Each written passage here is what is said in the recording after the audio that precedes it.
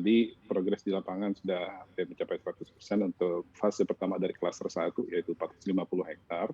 Dan KIT Batang ini dibangun dan dikelola oleh PT KITB Konsorsium, JV Company yang terdiri dari KIW, PP, PT PN 9, dan Perusda Batang. Nah, KITB inilah yang akan membangun dan mengelola menjadi estate management bagi KIT Batang tersebut. Nah, terkait dengan KIEC, memang KIW telah melakukan MOU dengan KIEC sebagai salah satu bentuk sinergi BUMN, dan kita fokus pada pemanfaatan aset dan potensi para pihak. Artinya memang sedang dijajaki, Mbak Maria, apa saja yang bisa dijadikan bidang kerjasama. Karena KIEC juga kan sama-sama kawasan industri di Cilegon, anak perusahaan Kawartau Steel. Ya, kita ingin melihat kira-kira apa yang bisa dikerjasamakan, terutama lewat anak-anak perusahaannya. Kalau bisa dikira-kira apa saja nih? Karena kalau kita lihat kan memang kawasan industri Batang kan akan dipersiapkan memang untuk industri ya. Tapi industri apa saja yang mungkin akan jauh bisa berkembang begitu di kawasan industri ini nih, Mas Fauzi?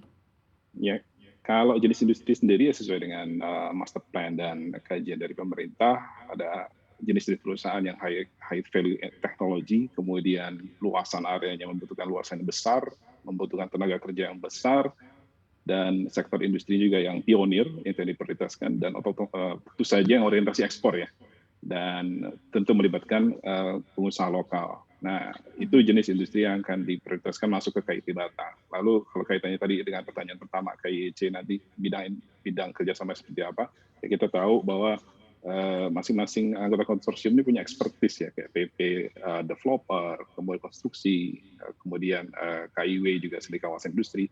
Pasti banyak sih, karena ekosistemnya termasuk suplai air, kemudian juga infrastruktur, dan kemudian juga ada hal yang bersifat supporting bisnis ya.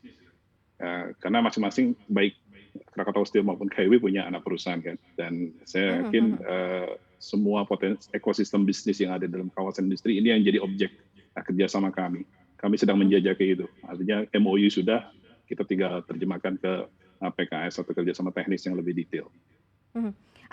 Sudah ada gambaran master plan-nya atau belum nih, Mas Fauzi, kalau dilihat dari sisi pengembangan kawasan industri? Apalagi kalau kita bicara juga dengan minat ya, sebenarnya minat para pelaku industri saat ini seperti apa? Apakah para perusahaan ini saat ini sudah melihat apakah ini memang momen yang baik untuk melakukan ekspansi begitu ya, atau mulai membangun pabrik lagi, karena kita tahu pandemi juga belum selesai begitu ya, seperti apa Mas Fauzi?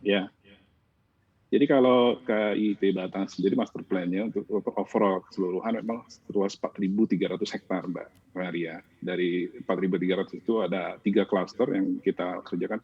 Klaster 3.100 hektar pertama.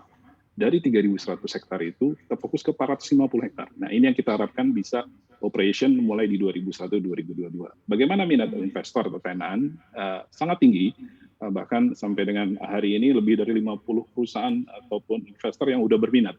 Dan ini yang kita sedang kaji, artinya nggak semuanya muat lah ibaratnya di 450 hektar ini ya. Ini kita coba lihat mana yang bisa kita alokasiin di 450 hektar pertama. Selanjutnya pasti di 3.100 hektar di klaster 1, kemudian di klaster 2 800 hektar, dan klaster 3 400 hektar. Sudah ada minat, dan yang diumumkan Pak Presiden kemarin, salah satunya perusahaan dari Korea itu sendiri, insya Allah akan groundbreaking setelah Lebaran ya, sekitar bulan Mei, dan kita berharap di 2021-2022 ini akan diikuti oleh perusahaan-perusahaan lain yang sudah menjejaki dengan intens sejak tahun lalu, sejak proyek KIT Batang ini diumumkan pemerintah. Jangan lupa untuk install aplikasi CNBC Indonesia yang tersedia di App Store dan Play Store, dan ikuti terus perkembangan ekonomi bisnis terkini hanya di CNBC Indonesia Beyond Business.